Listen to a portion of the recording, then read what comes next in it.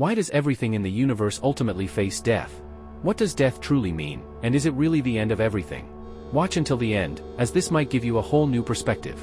Death refers to the loss of the essential qualities that maintain the existence of a life system, resulting in an irreversible and permanent end.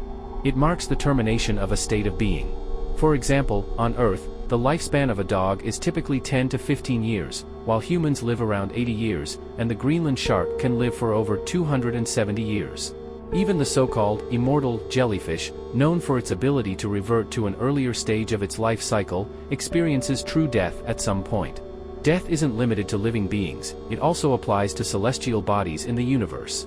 About 5 billion years from now, when the hydrogen in the Sun's core is exhausted and can no longer fuel nuclear fusion, the Sun will reach the end of its lifespan, ultimately becoming a barren white dwarf. Similarly, Earth has its own lifespan.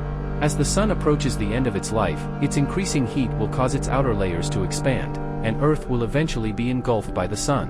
From a microscopic perspective, all things in the universe are made up of elements, many of which are radioactive with their own half-lives.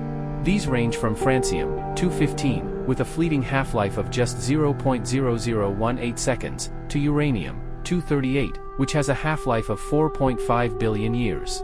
In a sense, whether in the macrocosm of the universe or the microcosm of atomic particles, almost everything has its own life cycle. According to the law of conservation of energy, the total amount of energy remains constant. It can neither be created nor destroyed but only transformed from one form to another. The second law of thermodynamics, which explains the concept of entropy, states that in a closed and isolated system, the total entropy will only increase, never decrease, and this process is irreversible. While these two laws may seem contradictory, they are actually complementary. Even though the total amount of energy remains unchanged, its form and distribution change over time, demonstrating the principle of increasing entropy. This implies that what we call death is simply a transition from one state to another.